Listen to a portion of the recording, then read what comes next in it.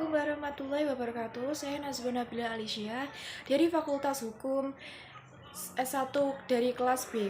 Saya di sini akan menjelaskan tentang mosi pertama, yaitu pertanggungjawaban korporasi atas tewasnya para supporter di Stadion Kanjuruhan, Malang pada tanggal 1 Oktober tahun 2022. Saya menyetujui dengan dihukumnya ketua dari PT LIB yang dimana lengah atau membuat kesalahan SOP di sepak bola Indonesia, sehingga terjadi banyaknya korban yang meninggal di tragedi Kanjuruhan. Seharusnya pihak yang terkait dengan sepak bola harus dihukum agar kejadian ini tidak terulang kembali. Saya setuju dengan tentang adanya pertanggungjawaban koperasi terhadap tewasnya supporter dikarenakan pihak yang bertanggung jawab lupa dengan tugasnya. Contohnya tentang petugas keamanan pada kepolisian yang menggunakan gas air mata di dalam stadion dan menyebabkan banyak orang yang meninggal. Saya tidak setuju karena bukan hanya koperasi yang harus tanggung jawab, tetapi para oknum supporter juga harus disalahkan.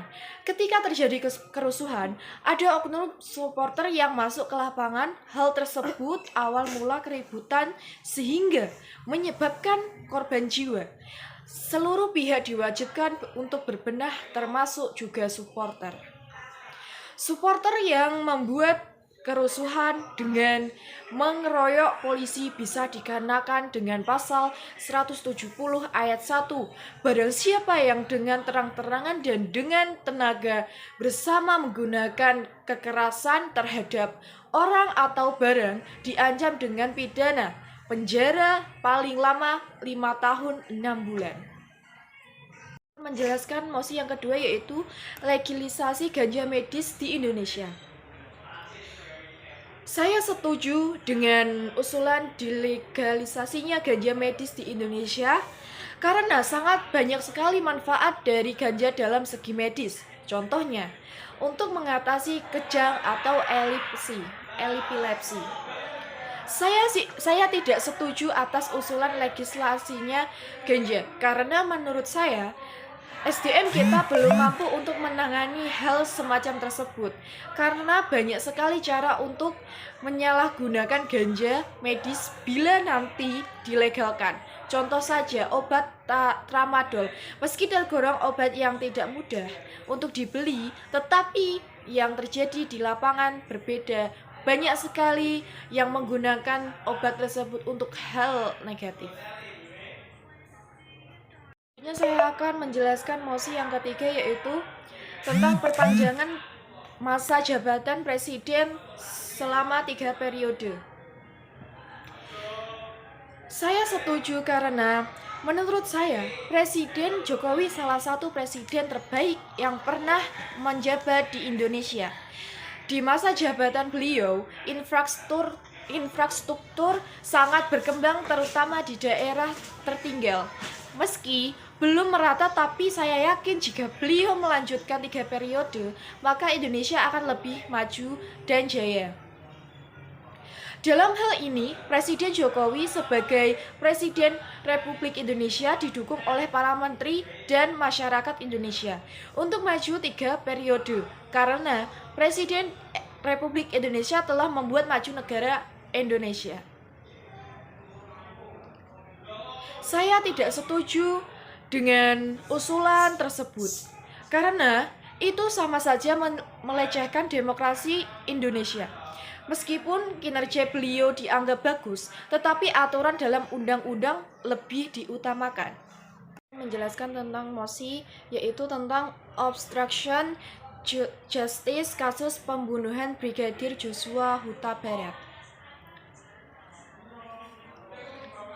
Keterlibatan 31 anggota Polri dari berbagai satuan dan kepangkatan dalam kasus ini bisa menjadikannya dengan obstruction of justice. Dengan hal ini menandakan adanya kekuatan yang powerful dari seorang pimpinan dalam mengintervensi peristiwa hukum yang ada dalam kasus tersebut.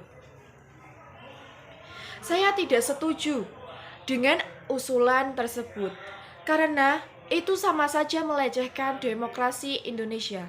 Meskipun kinerja beliau dianggap bagus, tetapi aturan dalam undang-undang lebih diutamakan. Jelaskan tentang mosi, yaitu tentang keberlakuan Undang-Undang Cipta Kerja pasca putusan MK nomor 91 tahun 2022. Saya setuju karena bantuan adanya undang-undang tersebut diharapkan untuk para investor bahkan UMKM dapat lebih maju, di mana hal tersebut akan berdampak baik bagi ekonomi Indonesia dan ada dampak positif bagi pembangunan kesejahteraan dan kemakmuran pada rakyat. Saya tidak setuju karena isi dari undang-undang tersebut untuk merugikan bagi pekerja atau buruh yang harusnya pemerintah mensejahterakan buruh tetapi malah membuat lebih susah hidup mereka. Dan UU Cipta Kerja diciptakan pada saat pandemik itu sangat tidak pas, apalagi di tengah ekonomi dunia yang baru mengalami penurunan.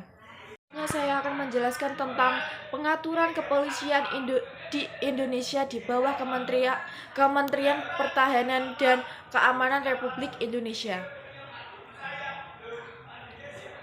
Saya setuju karena instansi yang dicap buruk oleh masyarakat adalah kepolisian. Dengan maraknya kasus-kasus kontroversial yang dilakukan oleh oknum kepolisian, diharapkan hal tersebut dapat merubah citra dan kinerja kepolisian ke depannya. Saya tidak setuju dengan usulan tersebut karena instansi penegak hukum tidak boleh berada di bawah instansi lainnya, karena hal tersebut bisa berdampak buruk, karena bisa saja hal tersebut justru dimanfaatkan oleh oknum tertentu untuk lebih kebal hukum ke depannya.